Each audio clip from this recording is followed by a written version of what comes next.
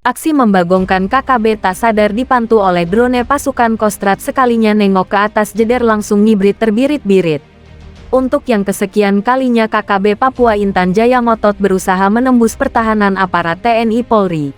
Meskipun KKB sadar wilayah Intan Jaya bukanlah daerah yang mudah diterobos karena tak hanya dijaga ketat aparat dari Satgas Yonif Rider 305 Tengkorak, tapi juga perlawanan dari masyarakat yang sudah mulai berani angkat senjata mengusir KKB dari kampung mereka. Seolah ingin mencoba peruntungannya dengan rasa tidak percaya diri, segelintir KKB nekat memenuhi perintah sang panglima yang penuh ambisi untuk terus beraksi dan beraksi. Seperti nampak dalam video yang baru-baru ini viral di media sosial. Terekam jelas oleh kamera drone dua anggota KKB yang mengendap-endap berusaha memasuki suatu perkampungan pinggiran hutan. Ditengarai kelompok kecil ini sedang mencari logistik ke kampung-kampung pinggir hutan. Dan sudah bukan rahasia lagi para gerombolan KKB ini adalah pengangguran kelas berat. Untuk memenuhi kebutuhan sehari-hari hanya mengandalkan hasil memalak para kepala kampung dan warganya. Rupanya kedua anggota KKB ini belum sadar pergerakannya diintai dari udara.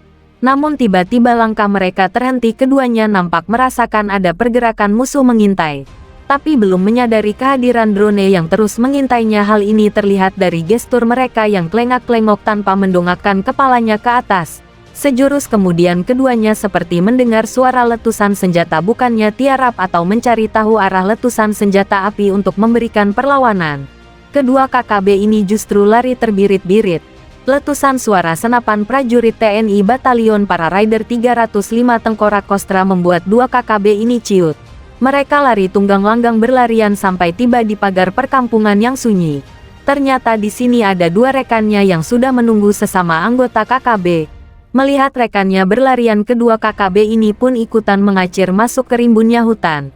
Nyali KKB saat itu benar-benar hancur. Bukannya mendapat apa yang diinginkan, justru hujan peluru yang didapatkan para pejuang ini.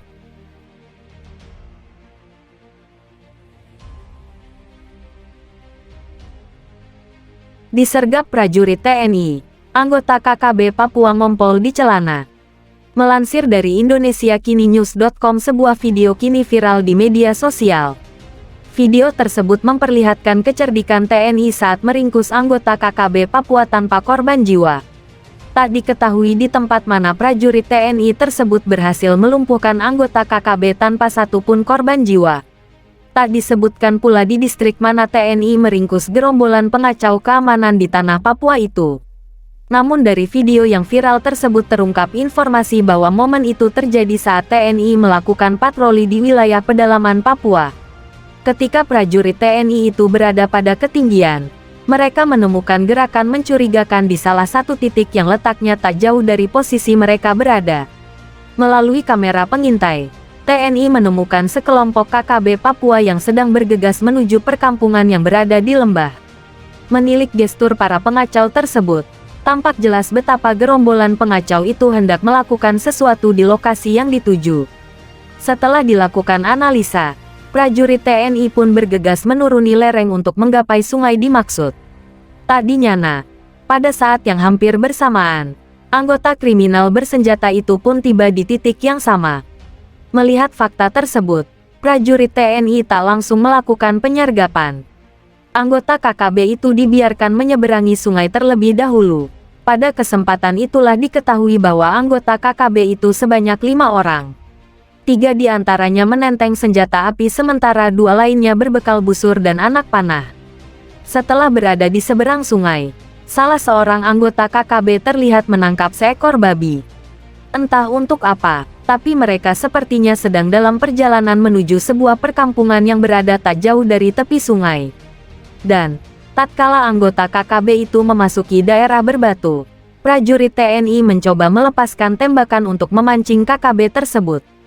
Tembakan itu diarahkan ke salah satu batu tepat di mana anggota KKB itu berlindung.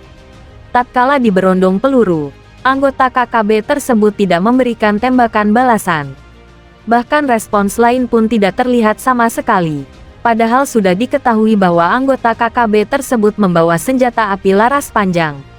Lantaran tak ada respon, prajurit TNI pun lantas bergerak mendekat.